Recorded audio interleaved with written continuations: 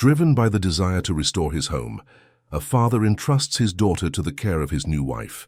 However, the woman turns affection into control, masking her authoritarianism with sweet words and strict rules. When he catches his daughter feeding her stepmother like a servant, the father feels something break inside. In the luxurious outskirts of Bel Air, Los Angeles, stood the Albright Mansion, a palace of marble and glass that reflected the sun like liquid gold at dusk. Gustavo Albright, 45, was a man who had built his empire of hotels and restaurants with relentless determination and endless hours away from home. He had started with a small restaurant in Chinatown and now owned luxury establishments from the French Quarter in New Orleans to South Beach in Miami. "Dad, look what I drew for you." Sophia's voice, his 8-year-old daughter, echoed through the mansion's spacious corridors as she held up a colorful drawing. Gustavo barely looked up from his laptop. "Not now, Princess. Daddy is solving a problem at the Washington, D.C. hotel." His fingers continued dancing across the keyboard while Sophia slowly lowered the paper, her smile disappearing like the sun behind the clouds. In the baby seat near the window, Bernard, just 10 months old, watched the scene with his large, dark eyes. Ever since Camilla, Gustavo's wife, had passed away during the birth of their youngest, the mansion seemed larger and emptier, despite the discreetly circulating staff. "Mr. Albright, Miss Mendelssohn is arriving." "The gate has been opened," the voice of the housekeeper, Mrs. Jurema, announced from the doorway. Sophia's face stiffened at the sound of that name. Deborah Mendelssohn had entered their lives 4 months ago. First as a business consultant, then as Gustavo's girlfriend, and now, after a rushed wedding, as her stepmother. The sound of high heels echoed across the marble.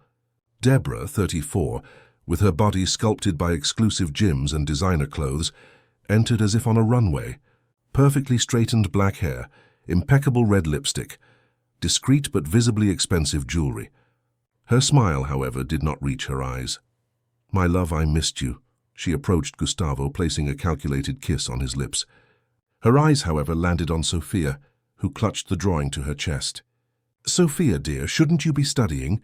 "Exams are coming up." "It's Saturday," Sophia murmured, taking a step back.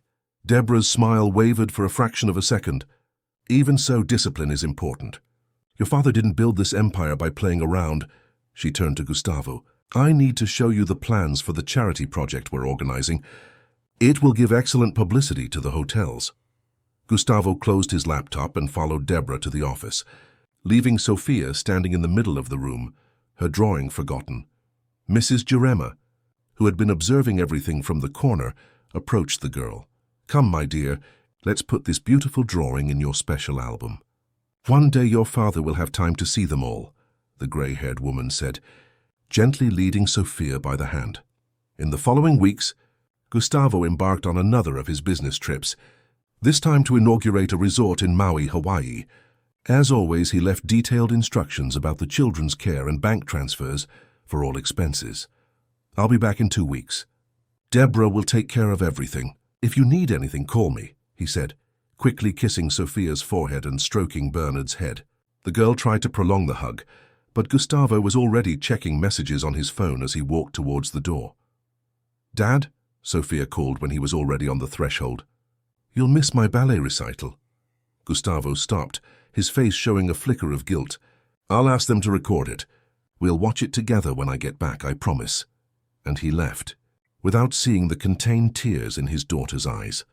As soon as Gustavo's car disappeared through the gate, something changed in the mansion's air. Deborah's smile vanished completely like a mask removed. "Sophia, come here," she called in a voice that no longer tried to hide its coldness. The girl approached hesitantly. "From now on, we'll have new rules. This house is a mess and I won't tolerate it."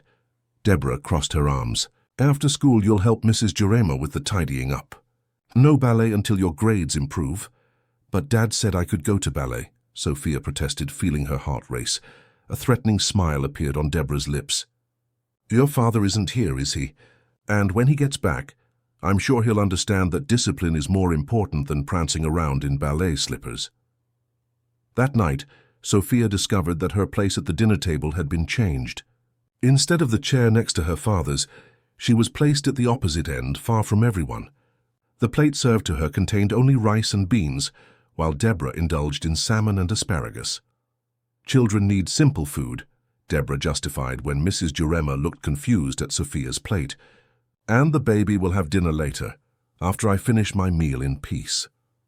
Days turned into a routine of chores and silences. Sophia was woken at dawn to tidy her room and then help with breakfast. School became her only refuge. Upon returning, more tasks awaited her: cleaning Bernard's toys, folding napkins, organizing drawers. Mrs. Jurema tried to help discreetly. "Let me finish that, child," she whispered when Deborah wasn't around. But the housekeeper, who had worked in the house since before Sophia's birth, had her limitations. At 63, she needed the job to support her granddaughter, whom she was raising alone. One afternoon, as Sophia was looking after Bernard while trying to finish her homework, the baby began to cry. Desperate to calm him before Deborah heard, Sophia didn't notice when a glass of juice on the side table was knocked over. The orange liquid spread across the imported white carpet. "What have you done?" Deborah's voice cut through the air like a whip. Sophia turned, petrified. Deborah was in the doorway, her eyes fixed on the orange stain. In a swift movement, she crossed the room and grabbed Sophia's arm with enough force to leave marks. I'll clean it," Sophia stammered, trying to pull away. "You never learn, do you?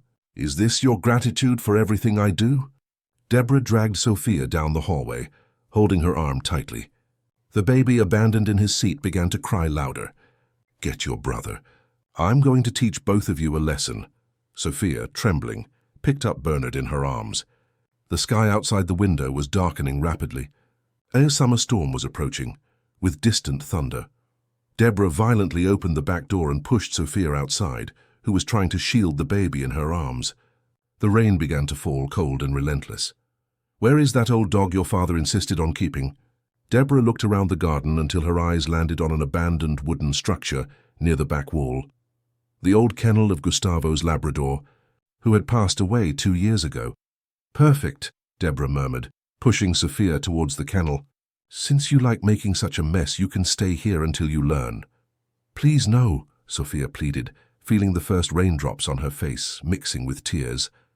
"Bernard is too small, he might get sick. You should have thought of that before ruining my carpet." Deborah pushed the 2 children into the small wooden structure. "Absolute silence, or you'll stay here all night." The sound of the makeshift lock was followed by the sight of Deborah's back returning to the house, as the rain intensified. Inside the dark kennel, Sophia hugged Bernard tightly, trying to warm him with her own body. The baby, sensing his sister's fear, cried softly. "It's going to be okay," Sophia whispered, rocking him gently. "Daddy will be back soon and everything will be fine." But her words sounded empty even to her own ears. The darkness of the kennel seemed to swallow them, as the relentless rain pounded on the wooden roof. From the kitchen window, Mrs. Jurema watched the scene, her wrinkled face twisted with anguish. Her aged hands gripped a dishcloth so tightly that her knuckles were white. She wanted to run there, rescue the children, but fear paralyzed her, not for herself but for her granddaughter who depended on her income. The hours passed slowly. The sky grew darker and darker, not only from the approaching night, but from the storm that was now raging with full force over Los Angeles. Sophia's sobs were muffled by the sound of the rain as she hummed lullabies to Bernard, trying to make him forget the cold and the fear.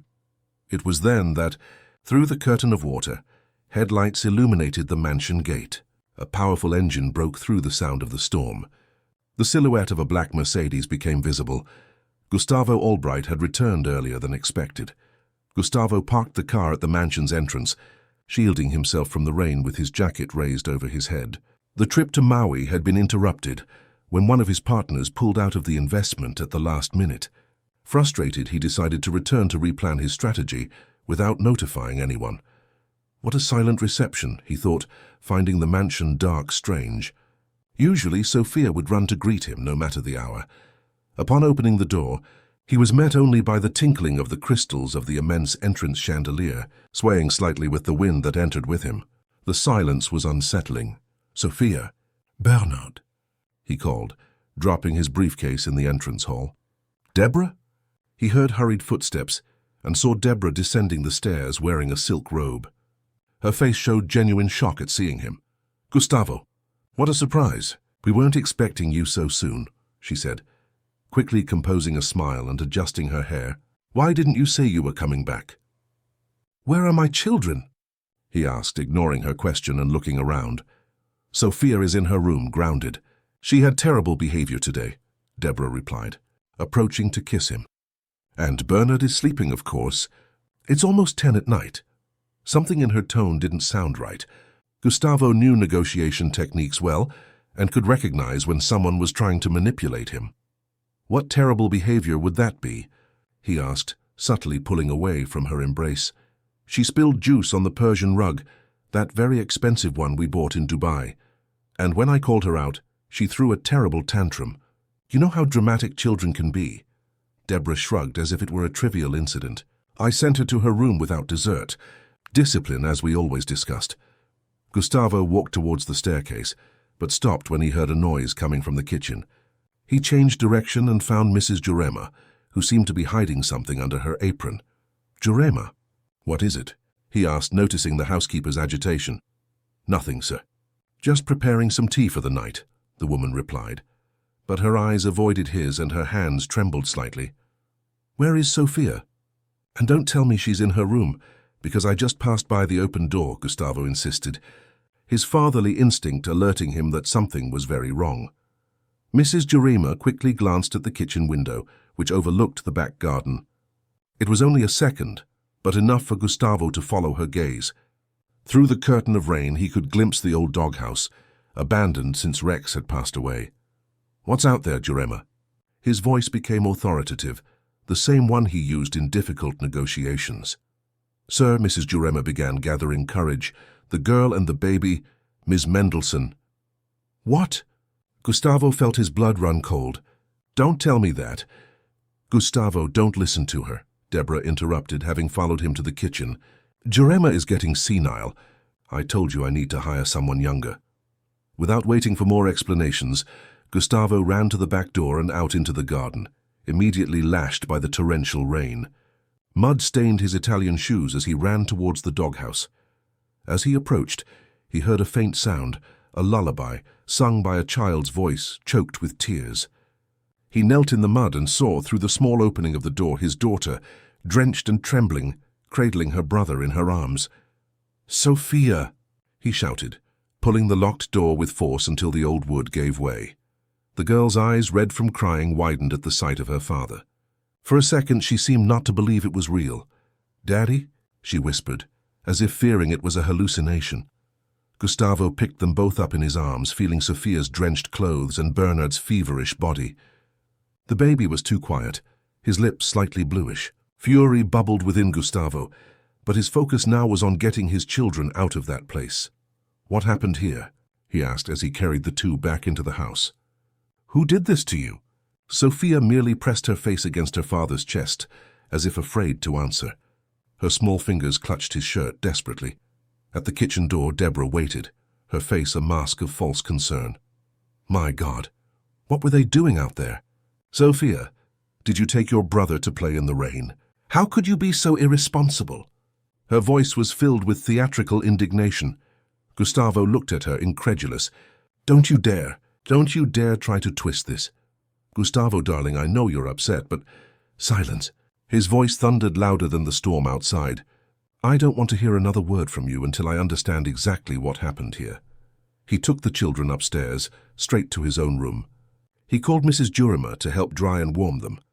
The housekeeper brought towels, dry clothes, and hot tea for Sophia, moving with the efficiency of someone who could finally act without fear. "I'll call a doctor," Gustavo said, noticing that Bernard was still too quiet. "No need, sir," Mrs. Jurema replied. "Dr. Richard lives nearby. I've already called him. He should be arriving soon." While they waited, Gustavo sat on the edge of the bed watching Sophia, who held the teacup with still trembling hands. Bernard was wrapped in blankets in the housekeeper's lap. "Sophia, my princess, I need you to tell me what happened. No one will punish you for telling the truth." "I promise." The girl looked hesitantly at the door as if expecting Deborah to appear at any moment. "She'll be angry," Sophia murmured, "and she'll put me back there when you leave." Those words were like a dagger in Gustavo's heart. "Who, Sophia?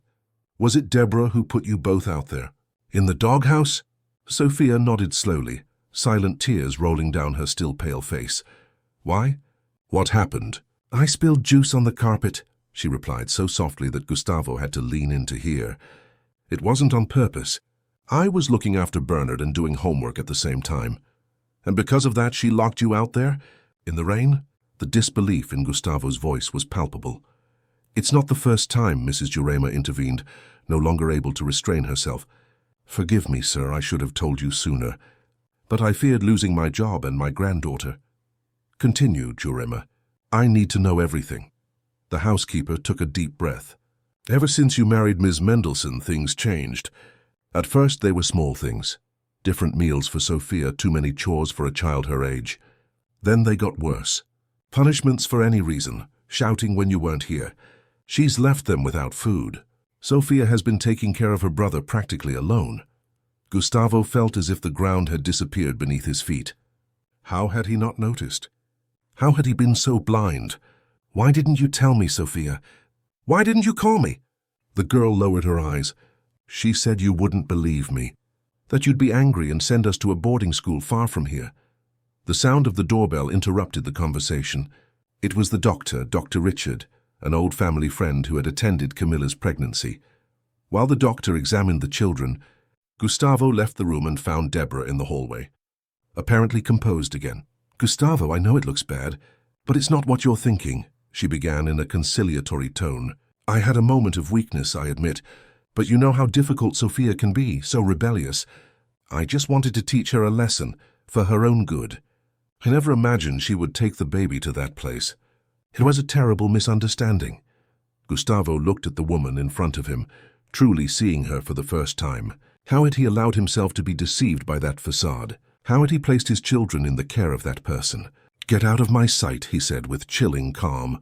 Get out of my sight before I forget I'm a civilized man.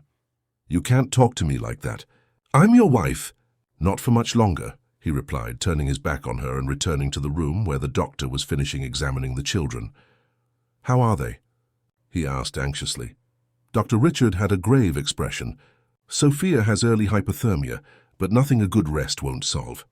Bernard has a high fever, and I'm hearing the start of bronchitis. I'll prescribe antibiotics, but keep an eye on him. If the fever doesn't break in the next few hours, we'll have to take him to the hospital. Gustavo nodded, feeling the weight of guilt crush him. Thank you, Richard.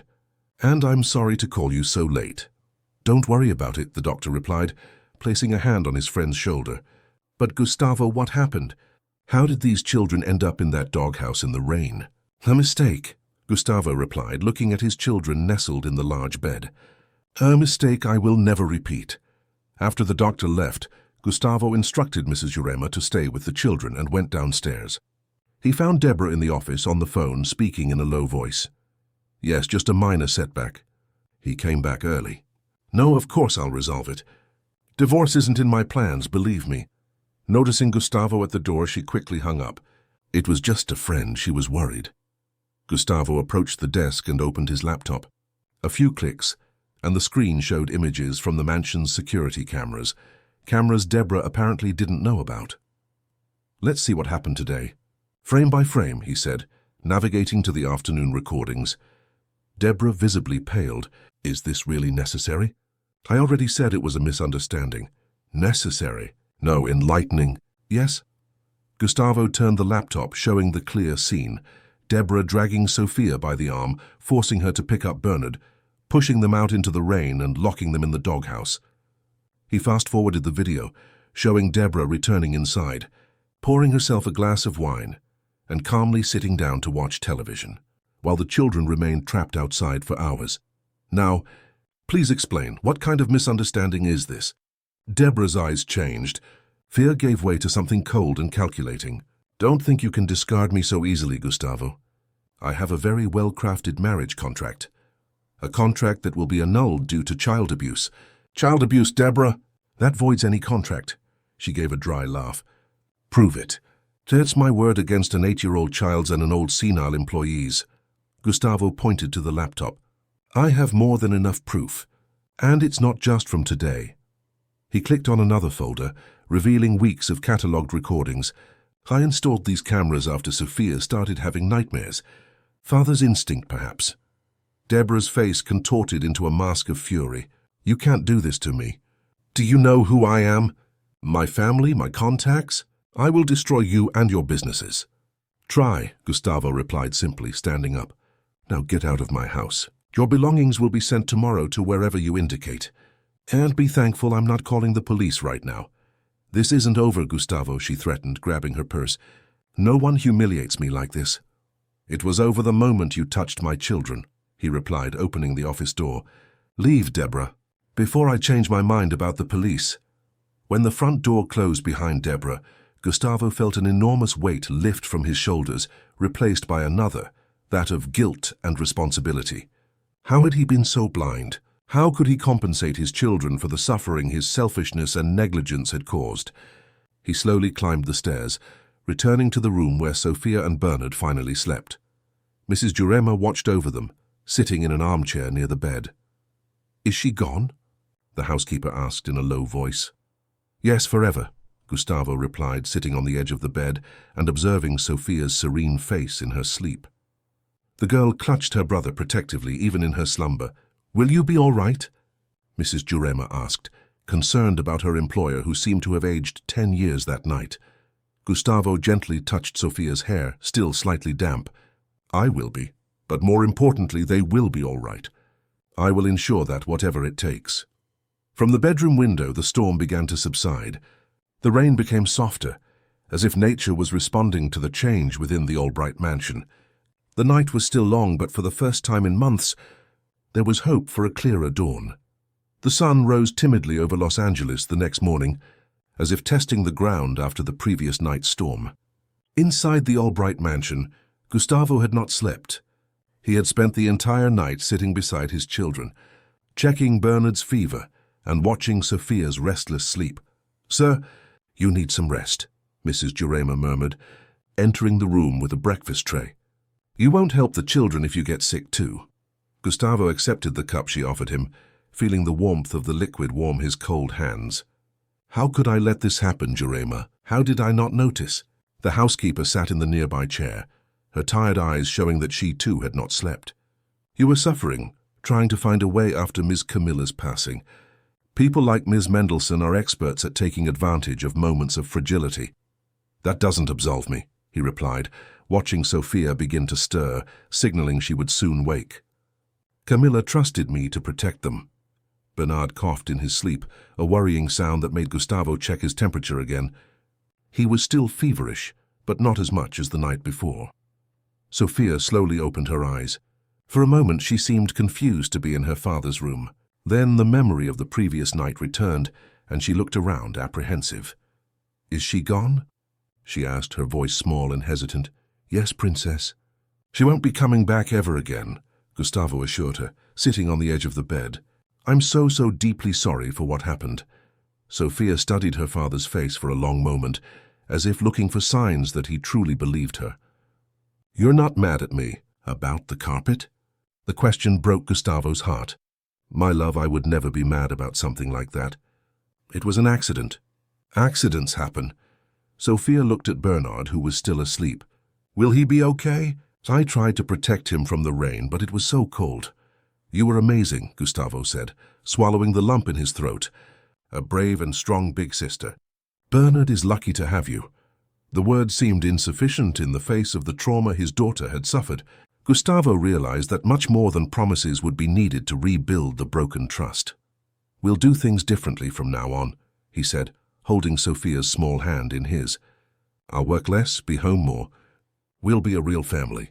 Promise? Sophia's eyes, so much like her mother's, shone with cautious hope. I promise, Gustavo replied, knowing he would need to reorganize his entire life to keep that promise. And you know what else? Today I have a special surprise. The girl's face lit up slightly. What surprise? Today we're going to have breakfast in bed watching cartoons. And then, if you're feeling better, we can have a picnic right here in the room. It was a simple proposal, but the smile that bloomed on Sophia's face was worth more than any deal Gustavo had ever closed in his life. In the following hours, as the sun gained strength outside, The atmosphere within the mansion subtly began to change. Gustavo cancelled all meetings for the week, to the shock of his secretary, who had never seen him prioritize personal matters.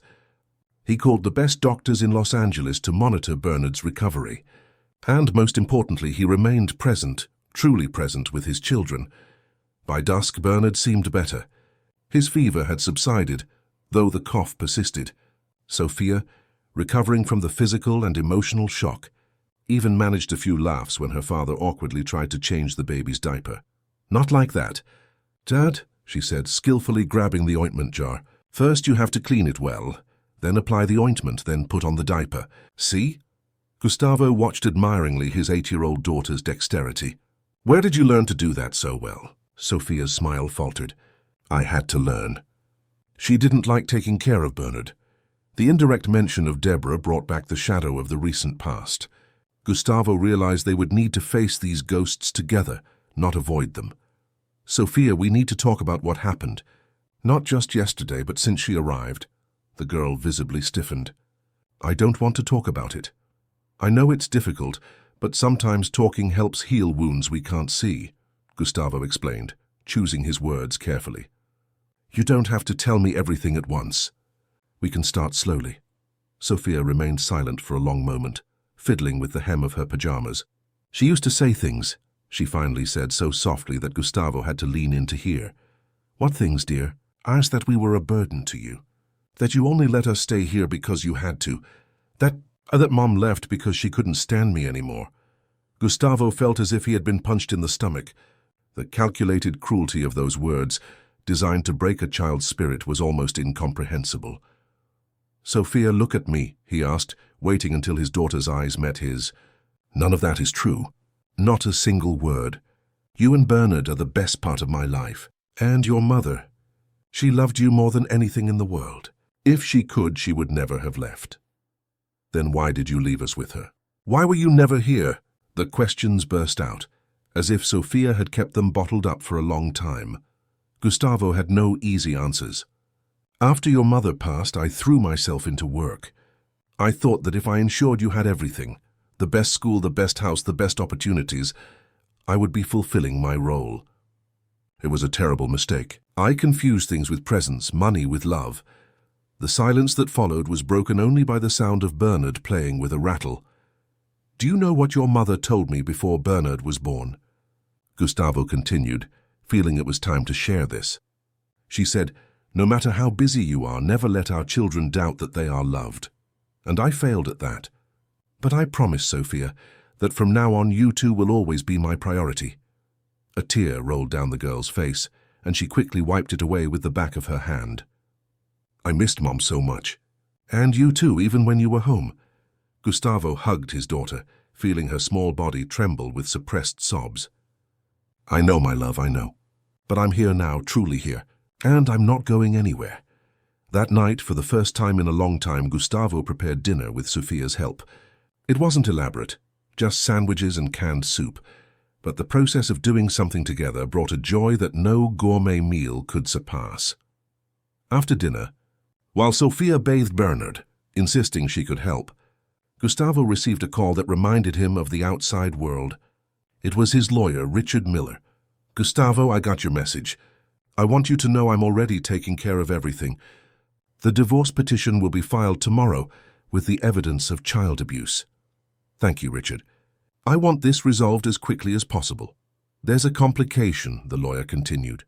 "Deborah is claiming you physically assaulted her last night, and that's why she left the house. She's threatening to file a formal complaint." Gustavo felt his blood boil. "That's completely false. I have security footage of everything that happened yesterday. I figured you'd say that. Don't worry, we'll sort it out. But be prepared. She won't give up easily." After hanging up, Gustavo noticed Sophia standing at the office door, with Bernard wrapped in a towel in her arms. "Is she coming back?" the girl asked, fear evident in her voice.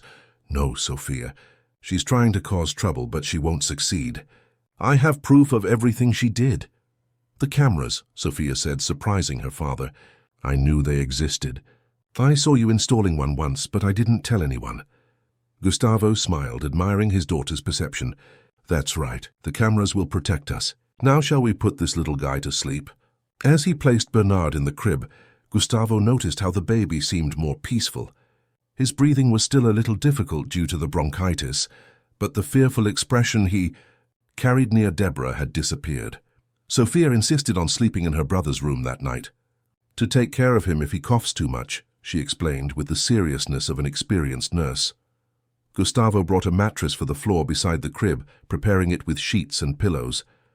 Then he sat down to read a story to them both. It was an old book, one of Sophia's favorites that hadn't been opened for months. "Dad," Sophia called when the story ended and the lights were turned off, leaving only the nightlight on. "Can I ask you something?" "Of course, anything." "Rex's doghouse. Can we dismantle it? I don't want to see it in the garden anymore." The doghouse, now a symbol of trauma. Gustavo nodded immediately. "Tomorrow morning. In fact, I have a better idea. We'll turn that corner of the garden into something new, something beautiful. What do you think? A flower garden?" Sophia suggested, her eyes sparkling with the possibility. "Mom loved white flowers. A white flower garden it will be then. We can plant jasmine, daisies, white roses, and lilies," Sophia completed. They were her favorites.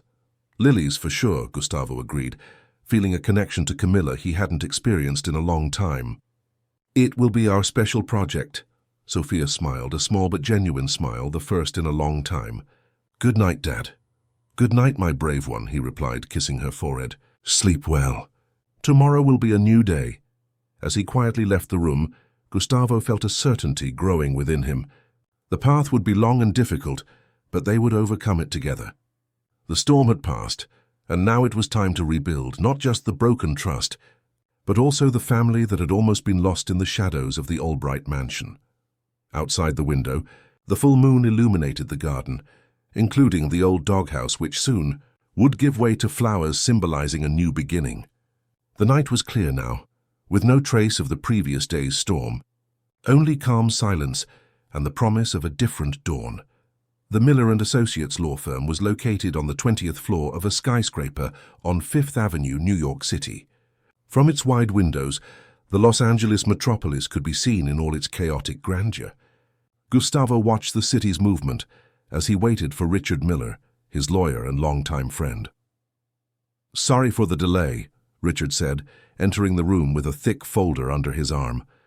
In his early 50s, with graying temples and thin-rimmed glasses, he exuded the confidence of someone who had won hundreds of legal battles.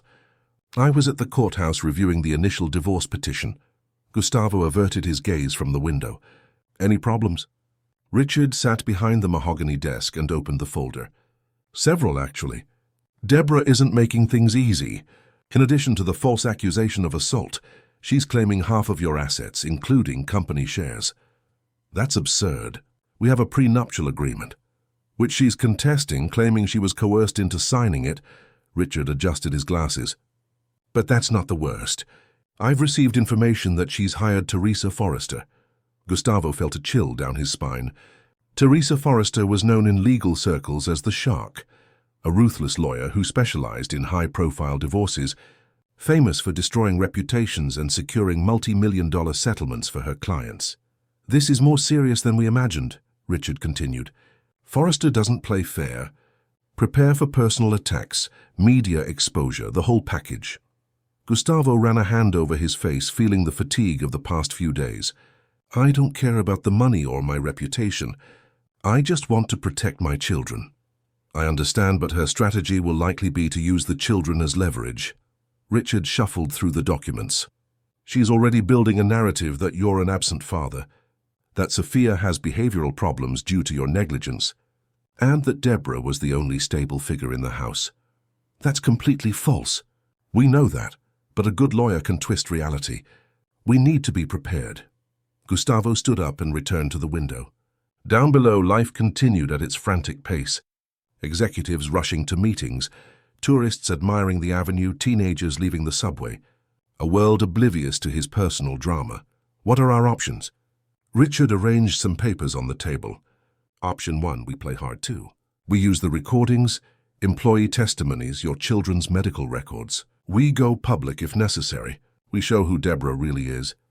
"And option 2? We offer a generous financial settlement in exchange for her leaving your lives forever. No visitation rights, no contact, a clean break. Gustavo considered the alternatives. The idea of dragging his children through a long and possibly traumatic process was unbearable. On the other hand, giving in to Deborah's blackmail seemed morally wrong. And who would guarantee she wouldn't come back in the future, asking for more? I need to think, he finally said. Any decision I make will directly affect Sophia and Bernard. Understandable, Richard replied. But don't take too long. Forrester is already moving her pieces. As he left the office, Gustavo received a notification on his phone. It was an article from the Social Column blog, known for gossip about the Los Angeles elite. The title made his stomach sink. Crisis in the Albright Empire. Businessman accused of expelling wife during storm. The text was clearly biased, painting Deborah as a victim and implying that Gustavo had had a fit of rage, throwing her out of the house in the middle of a rainy night. The article mentioned sources close, who reported a history of controlling and explosive behavior from the businessman. With hands trembling in anger, Gustavo called his press advisor. I've already seen the article, Felicity said before he even spoke. We're monitoring other outlets. For now it's restricted to gossip blogs, but it shouldn't be long before it hits traditional media. I want an official denial. I don't think that's wise, she replied. Responding gives legitimacy to the story. Better to wait for developments before we comment. Gustavo reluctantly agreed and ended the call. As he got into the car, he instructed the driver to take him home. He needed to be with his children, especially now that the media storm was beginning to form.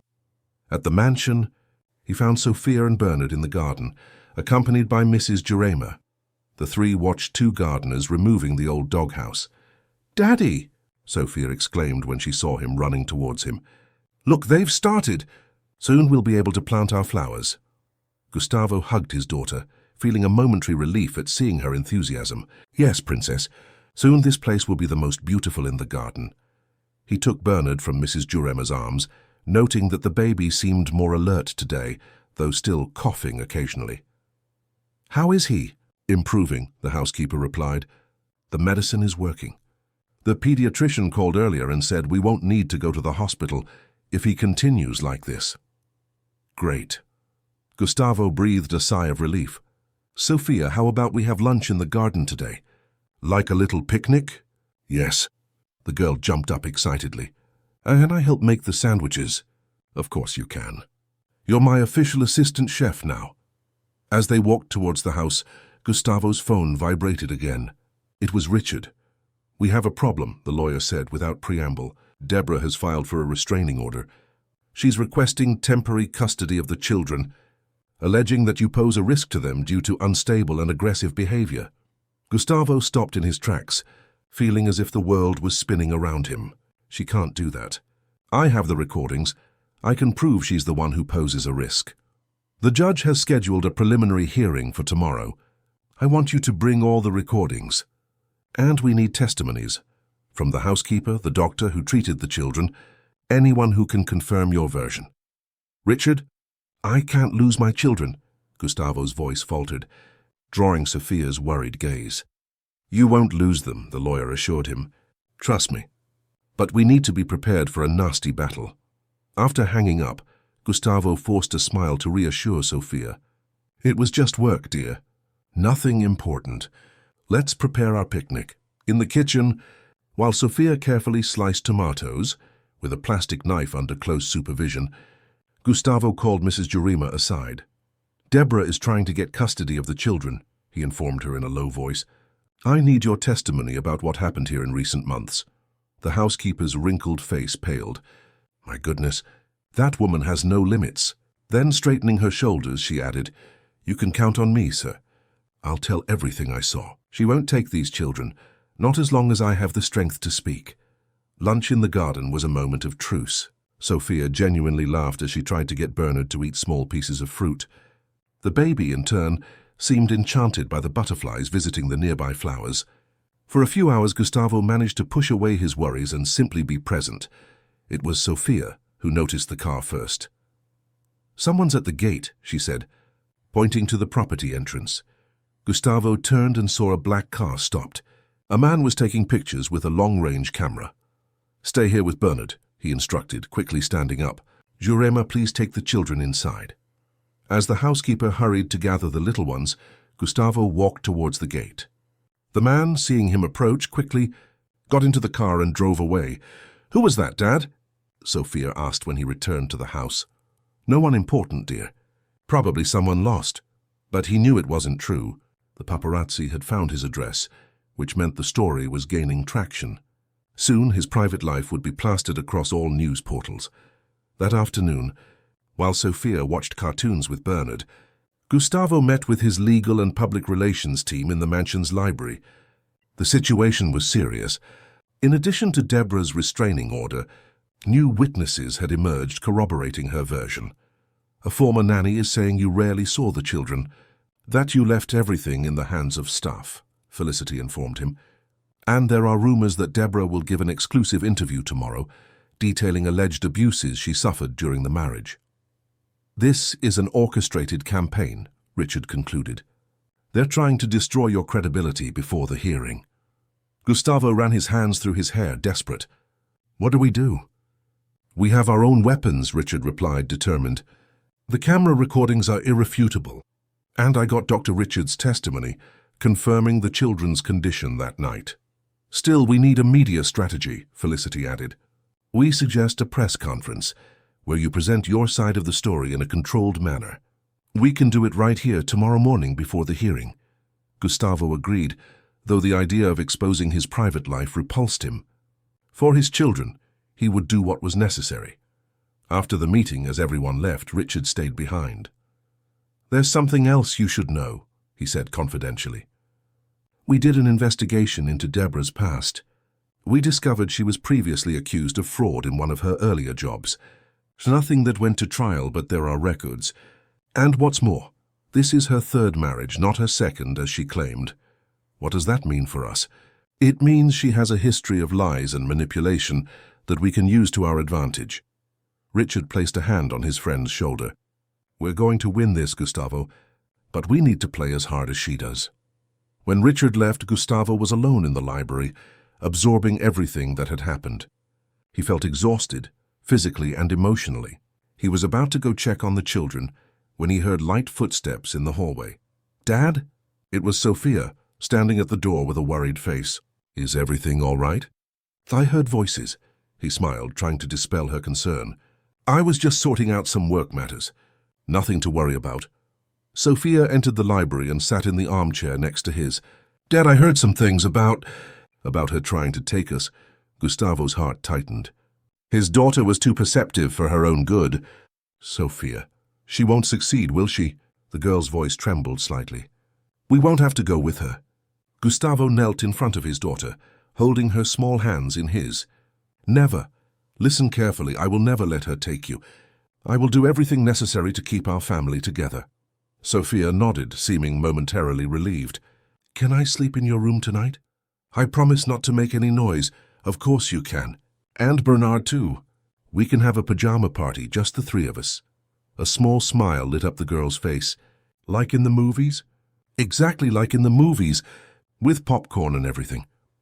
That night, with Sophia asleep on one side and Bernard on the other, Gustavo stayed awake, watching his children. The idea that someone was trying to snatch them from him was unbearable. He needed to be strong, stronger than he had ever been. Not for his businesses or his reputation, but for these two lives that depended on him. Outside, the first photographers began to gather at the mansion gates, attracted by the unfolding scandal.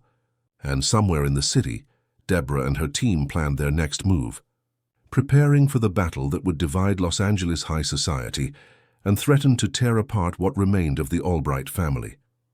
The night wore on, silent and tense, like the calm before the storm. Tomorrow would be the decisive day. Tomorrow, Gustavo would face not only his ex-wife, but his own mistakes and negligences that had allowed this situation to reach such a critical point. Gently kissing each child's forehead, he made a silent promise. "I'll fix this. For you, I'll fix everything." The morning arrived with a gray sky over Los Angeles, as if nature itself recognized the gravity of the day beginning. Gustavo woke before his alarm, finding Sophia still asleep, an arm protectively stretched over her brother. The image of his children, so vulnerable and trusting in their sleep, reinforced his determination. He rose silently and went to the window. As he expected, the media presence had multiplied overnight. A small crowd of reporters and photographers gathered at the main gate, some even trying to scale the walls to get better angles. His phone vibrated. It was Felicity, his press advisor. "Good morning. I'm seeing the situation there," she said. "Probably watching live footage of the mansion on some news channel. I managed to schedule the press conference for 10 a.m. We secured the Maxud Plaza Hotel auditorium. Neutral, professional, controlled." "Perfect," Gustavo replied, keeping his voice low so as not to wake the children. "And how's the coverage?" "Honestly, it's not good." Deborah gave an exclusive interview to Good Morning America. She cried, showed alleged bruises, said she feared for her life. "They're calling it the dark side of the Albright Empire." Gustavo closed his eyes, feeling a wave of nausea. "She's going too far. That's why we need to act fast. Your court hearing is at 2 p.m. We have the conference to present your side before that. Richard is preparing the edited security camera videos, just enough to expose her lies, without overexposing the children." Upon hanging up, Gustavo returned to the bed, where Sophia was beginning to wake. Her sleepy eyes met her father's. "Good morning, Princess," he said, forcing a smile. "Did you sleep well?" Sophia nodded, yawning. "Bernard didn't cough as much last night." "That's great." Gustavo sat on the edge of the bed. "Sophia, I need to talk to you about today." The girl immediately became alert, like a small animal sensing danger. "Is it about her?" "Yes, in part," Gustavo replied, searching for the right words. "Today I'll have to go out to resolve some issues. There will be an important meeting where I'll tell the truth about what happened here. Will I have to go too? Will I have to see her?" The fear was palpable in the child's voice. "No, dear. You and Bernard will stay here with Mrs. Jurema. But there are many people outside, journalists and photographers. They want to take pictures and ask questions. So you'll stay indoors today, okay? No going to the garden." Sophia absorbed the information with a maturity that broke Gustavo's heart. "Because she's telling lies about you, isn't she?" "How do you know that?" "I heard Mrs. Jurema talking on the phone." Sophia hugged her knees. "She always lied, Dad. She said she was good when you were looking, but when you turned your back—" "I know, my love. And that's why today I'm going to tell everyone the truth." Gustavo smoothed a lock of her hair. "But I want you to know one thing. No matter what happens, no matter what you see on television or hear people say, I love you and Bernard more than anything. And I will always protect you." The look in Sophia's eyes, a mixture of trust and fear, almost broke Gustavo's resolve. But he knew he had to be strong. Today would be the day he faced not only Deborah, but his own mistakes as a father. 2 hours later, after a tense breakfast and detailed instructions for Mrs. Jurema about security, Gustavo prepared to leave. The driver would wait at the back of the property, away from the eyes of the press. Before leaving, he knelt before Sophia. "Take care of your brother for a few hours. I'll be as quick as possible." The girl nodded solemnly, like a soldier receiving a mission. "I'll protect him, Dad. You can trust me." "I know I can." Gustavo hugged her tightly, inhaling the scent of child shampoo in her hair. "You're the bravest girl I know. Just like your mother." The Maxud Plaza Hotel auditorium was packed. Journalists from all major outlets occupied every seat, cameras strategically positioned. On the sides, security teams ensured no one crossed the established boundaries. Gustavo waited in an adjacent room, along with Richard and Felicity. His statement was prepared, the videos selected, everything timed to create the necessary impact without dragging on too long. "Remember," Felicity instructed, adjusting his tie, "stay calm and focused. No excessive displays of emotion, but also don't appear cold. Be honest about your mistakes as a father. It humanizes you. And when we show the videos, let them speak for themselves." "What if they ask about Deborah's previous relationship?" Gustavo questioned. "About the fraud accusations?" "Just mention that there's a troubling history that will be presented to the competent authorities," Richard replied. "We don't want to seem vindictive or defamatory." An assistant knocked on the door, signaling it was time. Gustavo took a deep breath, adjusted his impeccable suit, and walked onto the stage where a simple podium awaited him. The flashes began immediately, momentarily blinding him. "Good morning, everyone," he began, his voice amplified by the microphones. "I appreciate your presence on this difficult morning. I am here not just as a businessman, but primarily as a father who made mistakes, who was absent when he should have been, present, and who is now fighting to protect his children." The cameras hummed, recording every word, every expression. "In recent days, serious accusations have been made against me. Accusations that distort reality and threaten the well-being of the two most important people in my life. My children, Sophia and Bernard. I am here to clarify the facts." Gustavo then narrated, in clear and direct terms, how he had met Deborah, how the relationship had rapidly evolved after the loss of his wife, and how in his grief and search for stability for the children, he had failed to notice the warning signs. "My mistake was believing that I could replace presence with material comfort, that a new wife would fill the void left by their mother. It was a failure of judgment for which I will pay for the rest of my life." Then came the decisive moment. The lights dimmed and a screen descended behind him. "What you will see now are images captured by the security cameras of my residence. We warn that some scenes may be disturbing." The video began to play. It showed Deborah yelling at Sophia for spilling a glass, dragging her by the arm with enough force to leave marks. Then the scene of the doghouse, the children being pushed inside, the door being locked, the rain falling mercilessly as Deborah returned to the house. A murmur ran through the auditorium. Some journalists exchanged shocked glances. Others furiously took notes. "These are just some of the situations my children faced in recent months," Gustavo continued when the lights came back on. "Situations that, with deep shame, I admit I did not perceive in time. When I finally discovered what was happening, I took immediate steps to protect Sophia and Bernard." Questions came in a cascade. Journalists stood up, shouting for attention. Felicity, in the role of moderator, selected who would speak. "Mr. Albright, why didn't you report these abuses to the police?" asked a reporter from the New York Times. "My priority was, and continues to be, the emotional well-being of my children. They have already gone through enough trauma. The exposure of a criminal process would be another layer of suffering. I chose to resolve the situation through appropriate legal channels, with a focus on their protection." "How do you explain the marks Ms. Mendelssohn showed this morning?" "She claims you physically assaulted her," questioned a journalist from CBS News. "I categorically deny these accusations. The security cameras record all areas of the house. There was no physical aggression on my part. As for the marks presented, I will let the authorities investigate their origin and veracity." The press conference continued for another 40 minutes, with Gustavo maintaining his composure despite the increasingly incisive questions. At the end, he made a final statement. "I am not here seeking sympathy or trying to demonize anyone. I am here as a father, trying to protect his children, an imperfect father who is belatedly learning what truly matters in life. All I ask is that the truth prevails, for the sake of two innocent children who do not deserve to be pawns in a game of ambition and lies." When he left the stage, Gustavo felt emotionally drained. Felicity met him backstage with an approving look. "You were excellent. Honest, direct, focused on the children.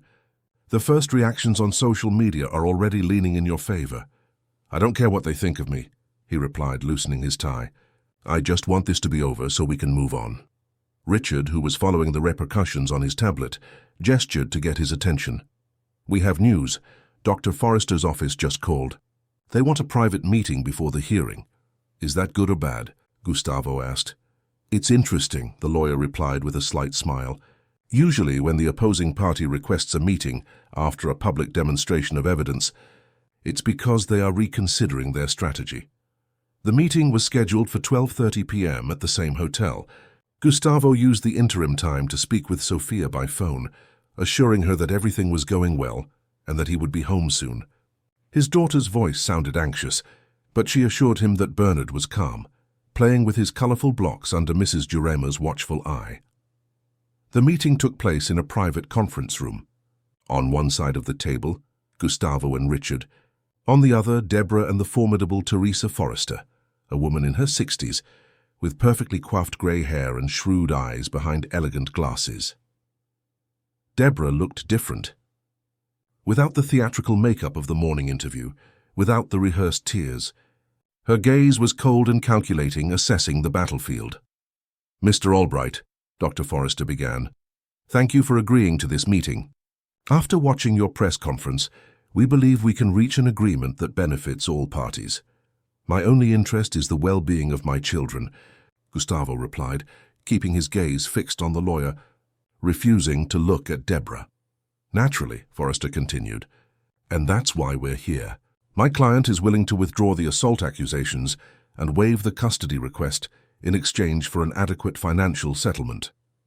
"Adequate by what parameters?" Richard asked, already anticipating where the conversation was headed. Forrester mentioned an amount that made even Gustavo, accustomed to multi-million-dollar deals, raise his eyebrows. "That's extortion," Richard calmly observed. "That's compensation," Forrester corrected, "for the damage to my client's reputation, for the emotional trauma caused by public exposure, and for the investment she made in the family life that is now being destroyed." Gustavo leaned forward, finally looking directly at Deborah. "What investments would those be? The time you spent terrorizing my children? The energy you spent manipulating everyone?" Deborah held his gaze, a cold smile playing on her lips. "You don't understand, do you, Gustavo?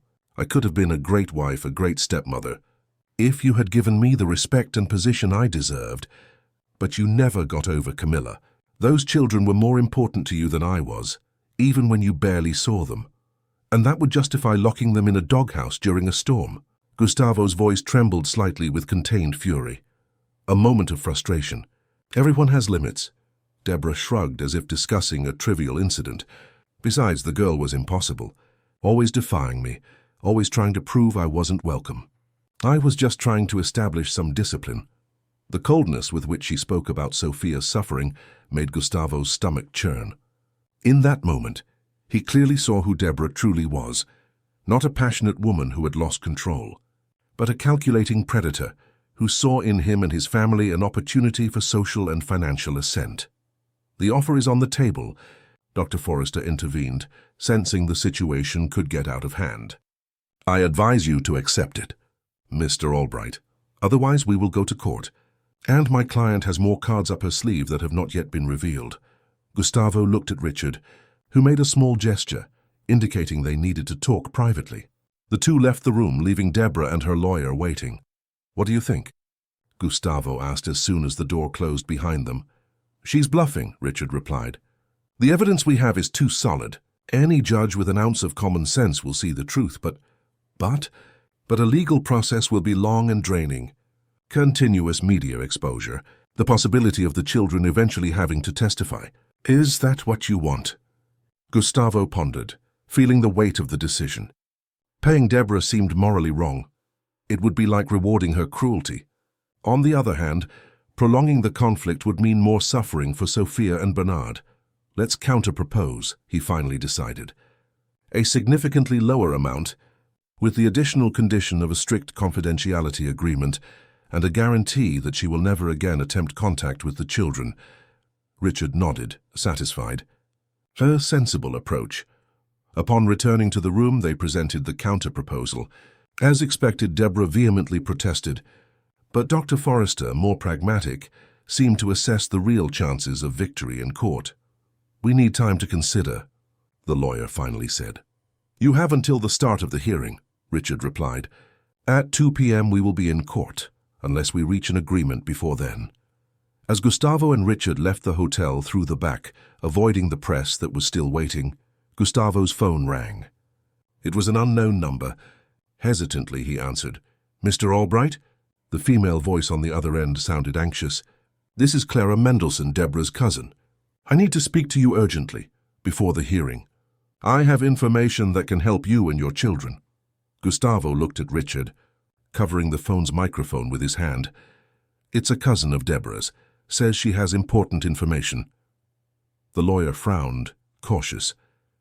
It could be a trap. "Mr. Albright, please," the voice on the phone insisted. "I know it sounds strange, but I need you to listen to me. I'm not on her side." Gustavo hesitated for only a second.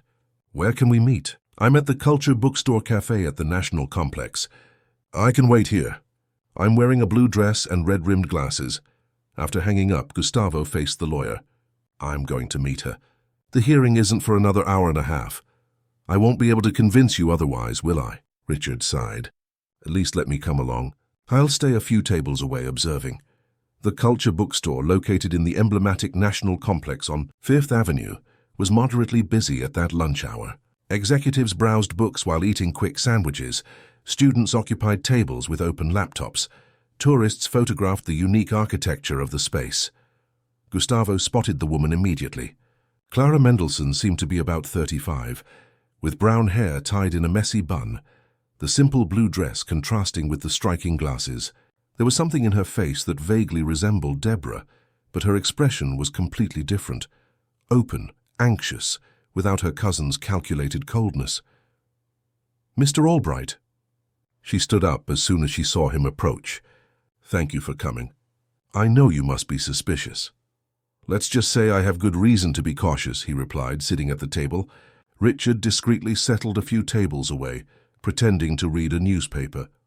Clara took a deep breath as if gathering courage. I watched your press conference today. The images, the children in the rain. I couldn't stay quiet after that. Did you know about Deborah's behavior with my children? Not directly, no. We haven't been close for years. She nervously fiddled with her purse strap. But I've known Deborah since childhood and, well, let's just say what I saw in the videos didn't surprise me. Why? Clara looked around as if afraid of being overheard, before continuing. Deborah always had this side, since she was little. But our family preferred to ignore it, pretend it was just a strong personality. When we were teenagers, Clara stopped, hesitant. Please continue, Gustavo encouraged. Any information could be crucial to protecting my children. When we were 16, Deborah babysat our aunt's children for a weekend. The older boy, 7 years old, was hyperactive. After disobeying an order from her, he was found locked in the dark basement, terrified. Deborah claimed he had hidden in a game and ended up accidentally trapped. Everyone believed her. Everyone except me, who had heard her threaten him earlier. Gustavo felt a chill. The story was eerily similar to the doghouse incident. Why didn't you say anything at the time? I was afraid of her. Always have been. Clara lowered her eyes. Deborah has this power over people. She can make you doubt what you saw, what you know. And if you confront her, she retaliates, Gustavo completed, remembering the veiled threats Deborah had made during their marriage. Exactly. Years later, when I questioned some of her manipulations, she spread rumors that almost destroyed my engagement. Clara took a sip of water before continuing. But that's not all I came to tell you. I came because I know things about her past that might be relevant to your case. What kind of things?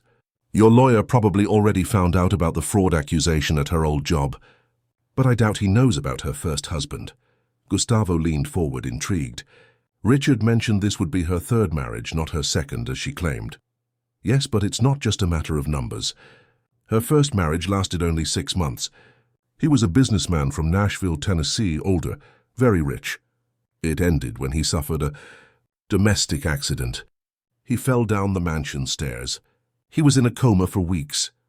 Are you suggesting that— I'm not suggesting anything, Clara quickly interrupted. Officially, it was an accident. But I know there was an investigation that didn't go anywhere due to lack of evidence. What I know for sure is that after the divorce, she walked away with a multi-million-dollar settlement, despite the very short marriage. Gustavo felt his stomach churn. How far would Deborah's ambition go? What would she be capable of? There's one more thing, Clara continued, opening her bag.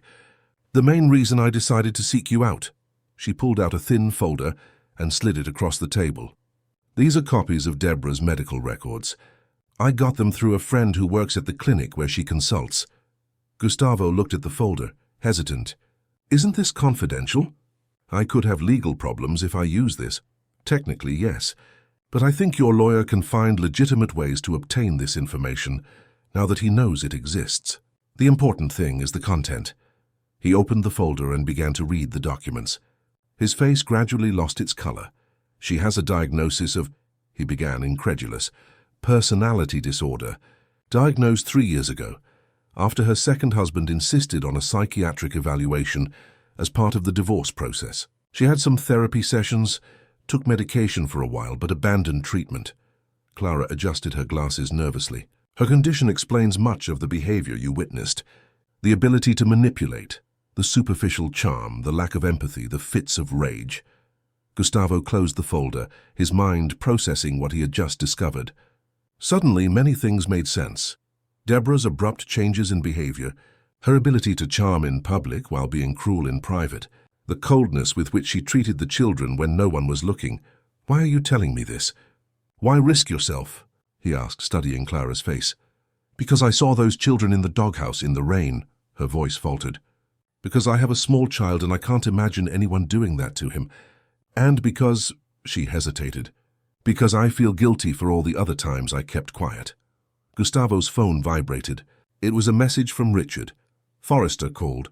"They accepted our counter-proposal with minor modifications. They want to finalize the agreement before the hearing." Gustavo looked at Clara, a new determination in his gaze. "Thank you for this. Truly thank you. I think you just changed the course of this story." "I just hope those children are okay," she replied, standing up. "And be careful, Mr. Albright. Deborah doesn't give up easily on what she wants." "And what do you think she really wants?" "The same as always, money, status, power, but most of all to win. For her, this is a game and losing is not an option." After Clara left, Richard joined Gustavo. "What did she tell you?" he asked, observing the folder on the table. "Something that changes everything." Gustavo handed the documents to the lawyer. "Read this on the way to the courthouse. I think our strategy for the settlement needs to be revised." At the courthouse, the atmosphere was tense. Journalists crowded the entrance, trying to capture any detail of the case that already dominated headlines as the Battle of the Albrights. However, to the media's surprise, both parties and their lawyers headed to a private room before the hearing even began. Deborah was already there when Gustavo and Richard entered. Beside her, Dr. Forrester maintained a professional expression, but there was a slight unease in her gaze that did not go unnoticed. "Let's finalize this agreement," Forrester began without preamble. "We have reviewed the counter-proposal, and with a few adjustments, we believe we can reach a satisfactory term for all." Richard placed his folder on the table, but did not open it immediately. "Before we proceed, there has been a new development that significantly alters our position." Deborah narrowed her eyes, suspicious. "What kind of development?" "We have received information regarding your medical history, Ms. Mendelssohn. Specifically, about a psychiatric diagnosis from 3 years ago that you omitted during the marriage."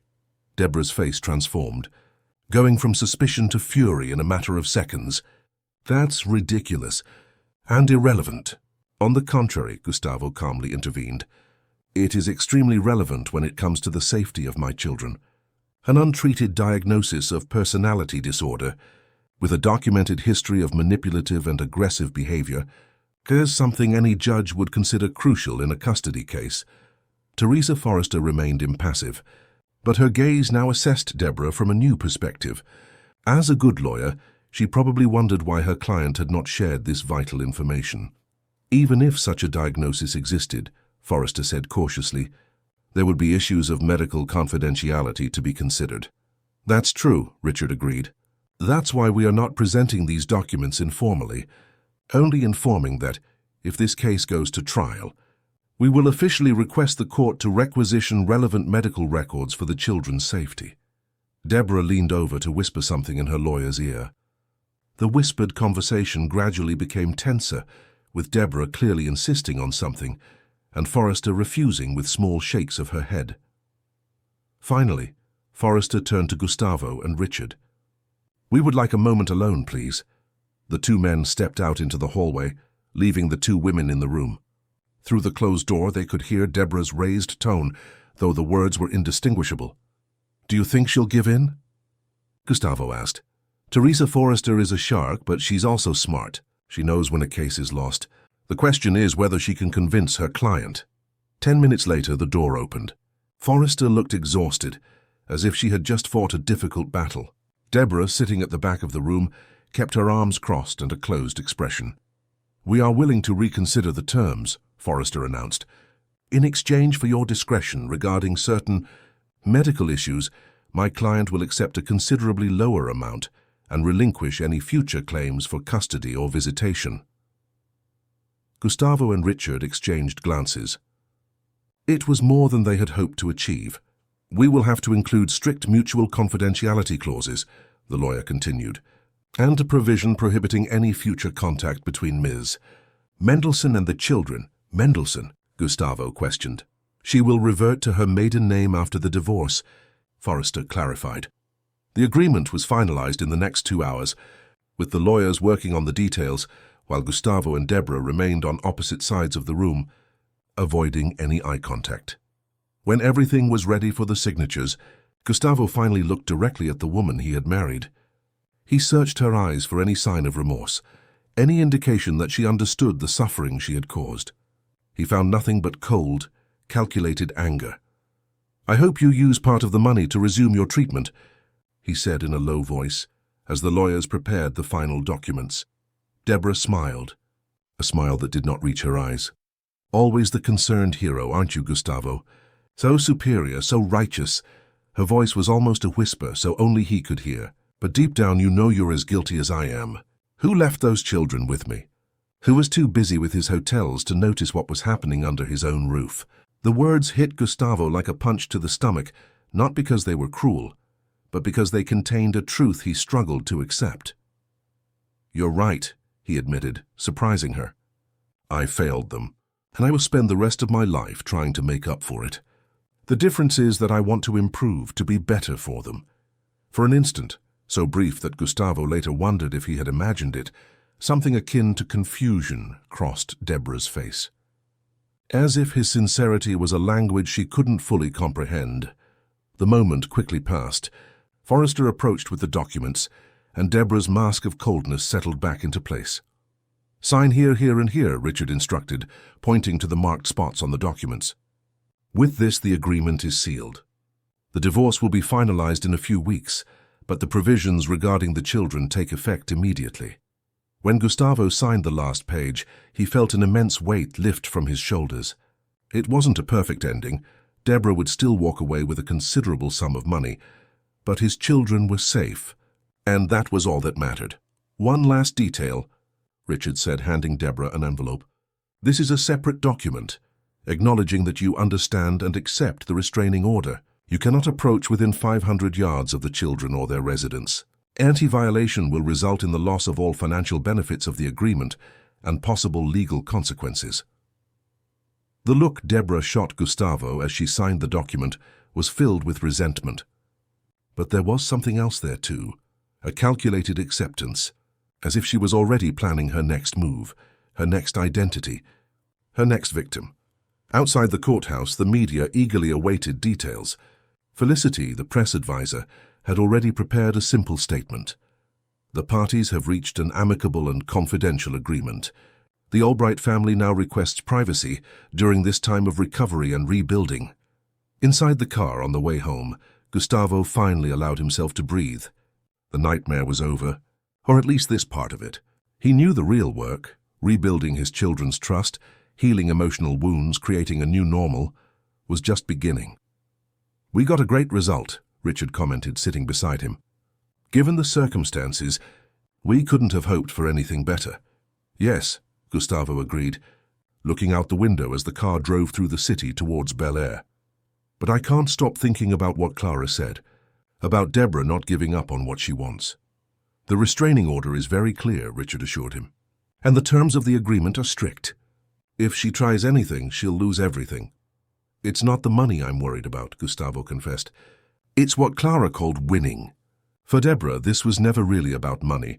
It was about control, about having power over me, over the children." Richard nodded gravely. "I understand your concern, but legally we did everything we could. The rest, well, we'll have to stay vigilant."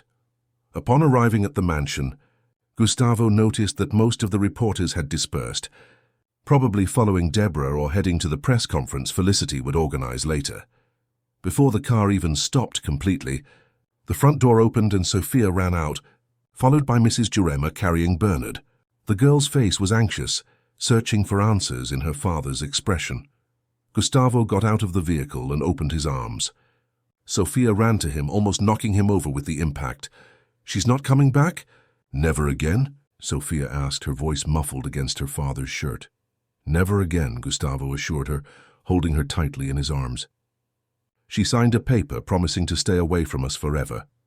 Over Sophia's shoulder, he saw Mrs. Jurimer approach with Bernard, who stretched his little arms towards his father. Gustavo picked up his son with his free arm, keeping Sophia safe with the other. "Let's go inside," he said, leading the small family back into the house. "We have a lot to talk about. And then, if you want, we can start planning our white flower garden." Sophia smiled, a genuine smile that lit up her face like Gustavo hadn't seen in months. "Can I choose where to plant the lilies?" "Of course you can. You can choose everything." As they ascended the entrance steps, Gustavo looked back one last time at the street now almost empty of reporters.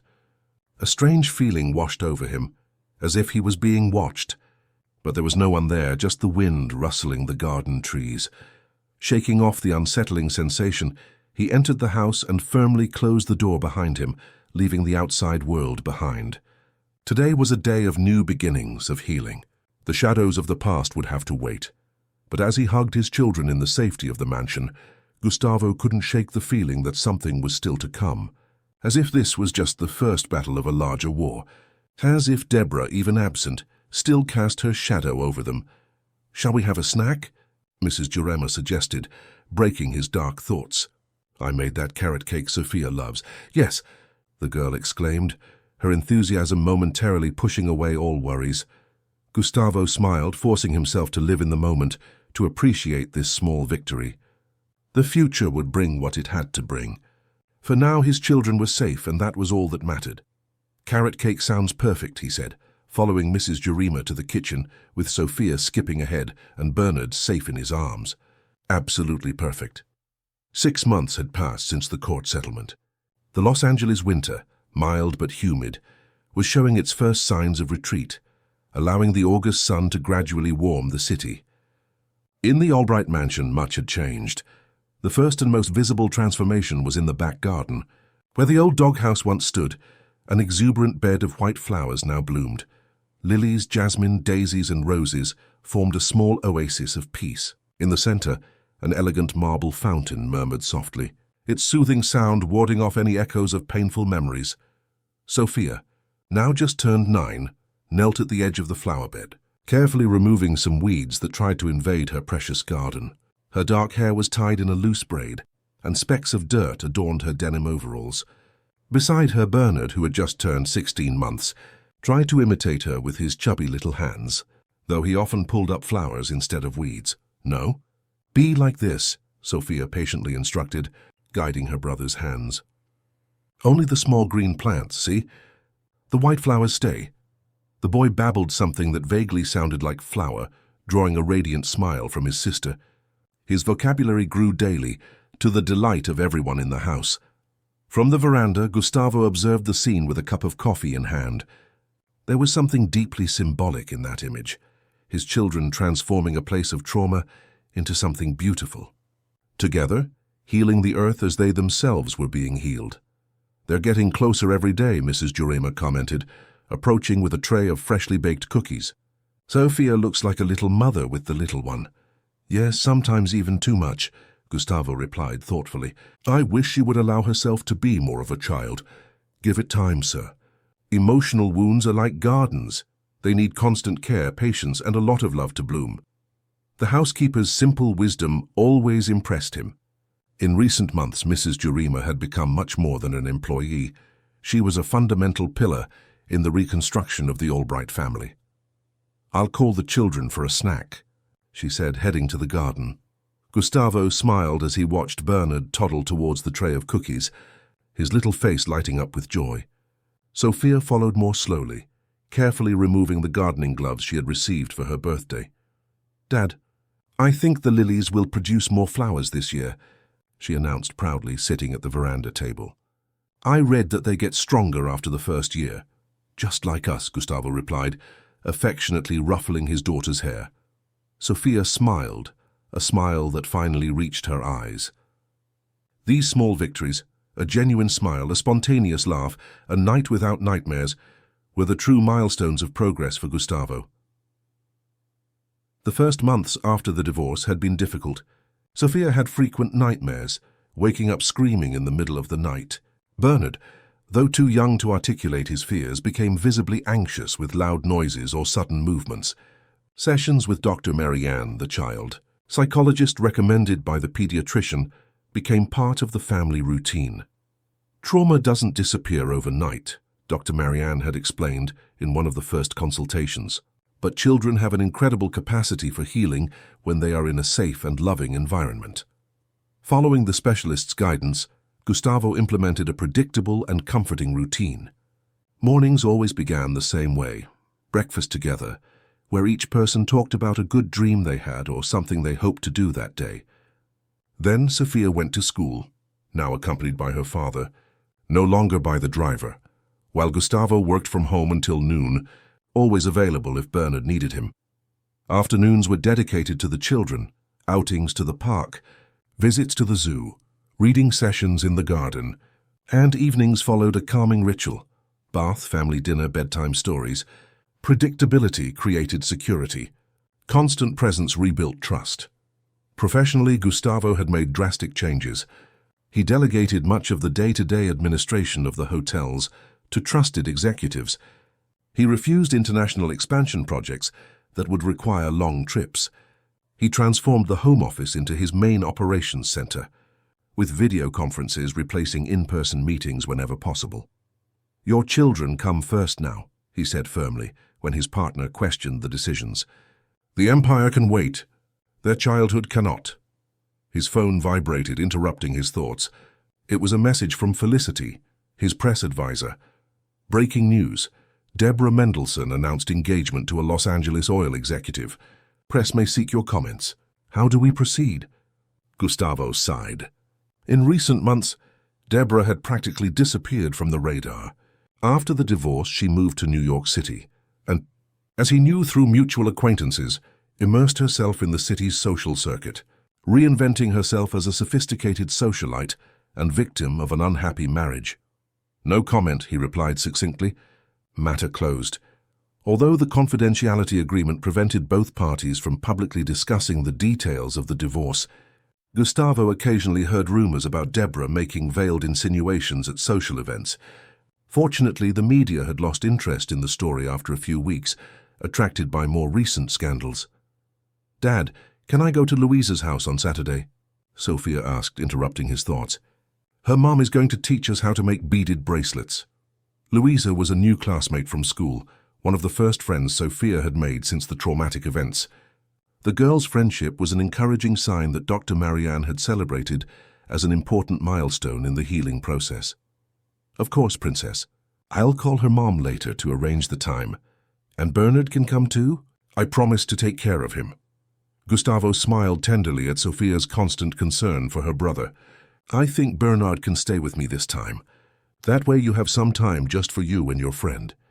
"How about that?" Sophia's hesitation was brief, but noticeable. The idea of separating from her brother, even for a few hours, still caused anxiety. "It's okay," Gustavo gently assured her. "He'll be safe with me, and you deserve to have fun like a child your age without worries." Slowly, Sophia nodded. "Okay, but can I call if I miss him?" "Any time," he assured her, hugging her. Later that day, after the children were in bed, Gustavo sat in his office reviewing some documents. The change in his work routine had been challenging but rewarding.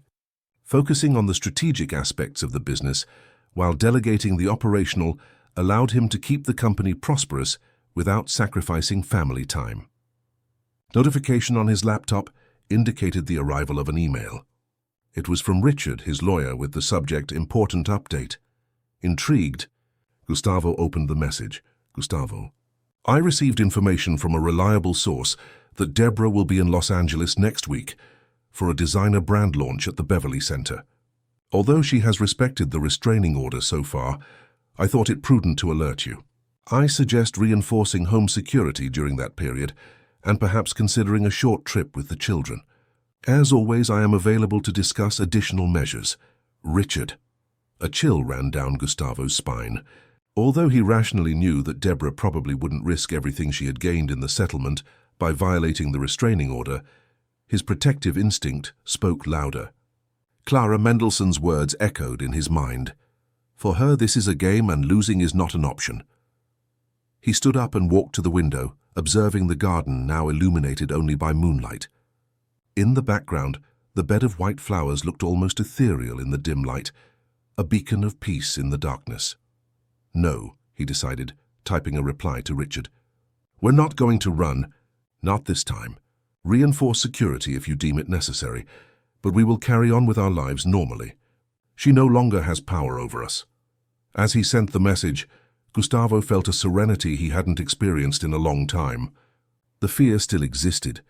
Perhaps it always would on some level, but it would no longer control them. The next morning, a sunny Saturday, Gustavo proposed a special outing. "How about we visit the Huntington Botanical Gardens? We can take a picnic, see the exotic flowers, and then stop by Griffith Park." Sophia jumped for joy at the idea, running to choose appropriate clothes for the adventure. Bernard, infected by his sister's enthusiasm, clapped his hands in his car seat.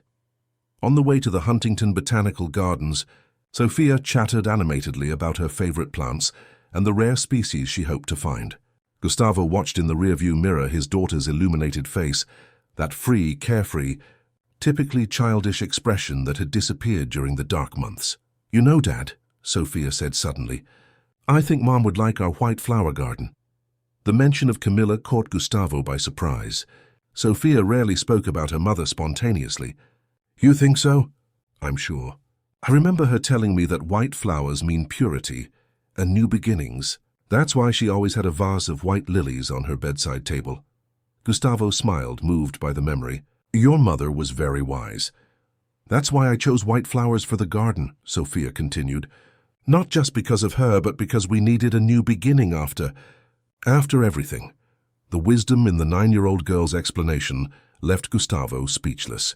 How could children, amidst so much suffering, find such profound meanings? The day at the Huntington Botanical Gardens was perfect. Sophia ran along the shaded paths, identifying plants with the newfound knowledge from her botany books. Bernard, sometimes in his father's lap, sometimes crawling on the picnic lawn, delighted in the freedom and new textures. After lunch, when Bernard fell asleep under the shade of a leafy tree, Sophia sat beside her father watching her brother. "Dad, I wanted to ask you something," she said, suddenly serious.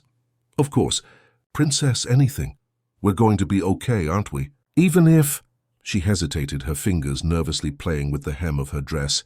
"Even if she tries to come back?" Gustavo realized that, despite all the assurances and the apparent normalization of life, the fear of Deborah still haunted Sophia. Perhaps she had heard something about her ex-stepmother's visit to the city. "Sophia, look at me," he asked, gently turning his daughter's face to meet his gaze. "Yes, we're going to be okay. No matter what happens, no matter who tries to hurt us, we'll always be okay because we're together. And I will never ever again allow anyone to hurt you or your brother. Promise?" "I promise with all my heart." The girl seemed to ponder her father's words, as if evaluating them with the same seriousness with which a scientist evaluates a theory. "You know, sometimes I'm afraid to sleep," she confessed. "But then I remember you're there, and that Bernard needs me to be brave. Then the fear gets smaller." "You are the bravest person I know, Sophia Albright. Braver than Spider-Man?" she asked with a mischievous smile. "Much braver," he assured her, playing along. "Spider-Man has superpowers. You face the world with just your brave heart." The following week, Deborah was indeed in Los Angeles for the luxury brand launch. Her face appeared in some social columns, always accompanied by her new fiancé, a middle-aged man with a serious expression and cautious eyes. Gustavo saw the photos online, but felt nothing more than a vague relief that she seemed to have moved on. As Richard predicted, she respected the restraining order. There were no attempts at contact, not even indirect ones. The launch happened, and she returned to New York City without incident. 2 weeks later, on a particularly warm night for late August, Gustavo was awakened by a sound he hadn't heard in months, Sophia's distressed crying during a nightmare. He rushed to her room, finding her sitting up in bed, tears streaming down her face. "She was here," Sophia sobbed when her father hugged her. "She had taken Bernard to the doghouse, but this time you didn't come back to save us." "It was just a bad dream, my love," Gustavo comforted her, rocking her gently. "We're all fine, safe. Do you want to go see Bernard to be sure?" Sophia nodded, and together they went to the baby's room. Bernard was sleeping soundly, one of his little arms hugging his favorite teddy bear. The sight of her safe and calm brother seemed to immediately soothe Sophia. "See? He's fine. We're all fine." Back in her room, Sophia asked her father to stay until she fell asleep again. Sitting on the edge of the bed, Gustavo stroked his daughter's hair as she fought against sleep. "Dad," she murmured, almost asleep, "I wanted to tell you something." "What, princess?" "I'm not as afraid of her anymore. I'm afraid of the memories, but not of her. Dr. Marianne said that means I'm getting stronger." "And you are," he confirmed, admiring his daughter's resilience. "Stronger every day. You know what else Dr. Marianne said? That one day we'll remember that rainy day without feeling pain. We'll remember it as something bad that taught us to be stronger together." Gustavo felt tears welling in his eyes. "She's right. One day we'll look back and see how far we've come." Sophia yawned, her eyes closing heavily. "I think we're already coming, Dad. Like the flowers in the garden, we're growing even after the storm." When Sophia's breathing became regular and deep, indicating she had fallen asleep, Gustavo remained by her side, contemplating the wisdom in his daughter's words. Children had a unique way of simplifying life's most complex truths. In the months that followed, Deborah's shadow gradually faded from their lives. Mentions of her became increasingly rare, until her name was almost never spoken in the house.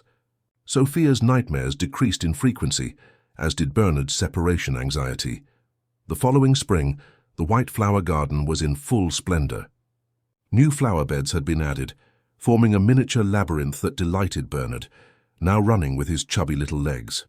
Sophia, increasingly confident in her gardening skills, had begun to cultivate some more exotic species, guided by a specialized book her father had given her. One sunny afternoon, while supervising the installation of a small swing for Bernard near the garden, Gustavo received an unexpected call. It was Clara Mendelssohn. "Mr. Albright, I hope I'm not disturbing you," she began, her voice immediately bringing back memories of that decisive meeting in the cafe. "Not at all. In fact, I never had the opportunity to properly thank you for what you did for my family." Clara chuckled softly. "It was nothing. I just did what any decent person would do." There was a pause. "I called because I thought you should know. Deborah cancelled her engagement. Apparently, the businessman discovered some inconsistencies in her stories and hired a private investigator."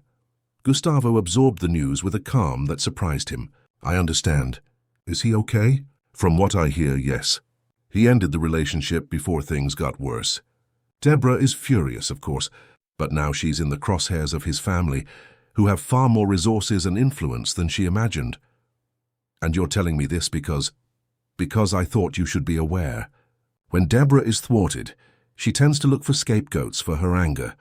And you were the only one who truly stood up to her and won." Gustavo looked at the garden, where Sophia was teaching Bernard to make flower crowns with daisies. The peace in that scene was almost palpable. "I appreciate the warning, Clara, but we won't let fear control us. Not anymore." "I understand. I just wanted to make sure you were prepared." After hanging up, Gustavo did not share the information with anyone, neither Richard nor the security team. Clara's call remained as a reminder that the past could occasionally cast shadows on the present, but it did not need to define the future. That night during dinner, Sophia surprised everyone with an announcement. "I've decided I want to take ballet lessons again." Gustavo almost choked on his juice. Sophia had stopped ballet after the traumas with Deborah, who frequently used the activity as a bargaining chip in her manipulations. "Are you sure, Princess? I thought you didn't like it anymore." "I always liked it," Sophia corrected, fiddling with her fork. "I was just scared. Of everything, actually. But Louisa started taking lessons, and her teacher seems nice." "Can I try?" "Of course you can," Gustavo replied, disguising the emotion in his voice. This was a significant milestone, Sophia choosing to resume something she loved, despite the painful associations. 2 weeks later, Gustavo was sitting in the audience of a small ballet performance for parents. Sophia, in her new pink leotard and ballet slippers still a little too big, looked nervous but determined as she awaited her turn to dance with the beginner classmates. When the music began, a soft version of Swan Lake, and Sophia took her first dance steps, Gustavo realized he was witnessing something profoundly symbolic. Like the white flowers in the garden that had replaced the old doghouse, Sophia was transforming memories of pain into beauty and grace. Beside him, Bernard clapped awkwardly, enchanted by his sister's movements. Mrs. Jurema, who had insisted on coming to watch her girl, discreetly wiped away a tear. The dance was simple, suitable for beginners, but there was something in Sophia's concentrated expression, in the way she completely surrendered to the moment, that transcended technique. It was the dance of someone who had faced fear and chosen to move forward. At the end of the performance, when Sophia ran into her father's arms, flushed and radiant, Gustavo felt a cycle complete. The scars still existed, they always would in some form, but they were no longer open wounds. They were marks of battles won, testaments to resilience. "Did you see, Dad? I managed all the steps without making a mistake," Sophia exclaimed, her eyes shining with pride. "I did, my love. It was the most beautiful thing I've ever seen." On the way home, with Bernard asleep in the back seat and Sophia softly humming the recital music, Gustavo reflected on the journey of the past few months. They had moved from darkness and fear to a place of light and hope. It hadn't been easy. Many nights of tears, intensive therapy, occasional relapses, but every step had been worth it. "Dad," Sophia called, interrupting his thoughts, "can we plant orchids in the garden? I read that they mean strength and beauty." "Of course we can," he replied, smiling at his daughter in the rearview mirror. "I think they'll be perfect for our garden of new beginnings." Sophia smiled, satisfied, and returned to humming her song. Outside the car window, the sun set over Los Angeles, painting the sky with shades of pink and orange. A new day would come tomorrow, bringing its own challenges and joys. But now, for the first time in a long time, Gustavo Albright was truly at peace. The mansion that had once been a place of shadows and whispers had transformed into a true home, filled with laughter, music, and the scent of white flowers growing where only pain had once existed. Wounds had become wisdom, fear into courage, distance into connection, and at the center of it all, uniting them like intertwined roots in an exuberant garden, was love, imperfect, sometimes awkward, but deep and unwavering. The kind of love that no storm, however fierce, could uproot. Dear listeners, we hope the story of the Albright family has touched your hearts.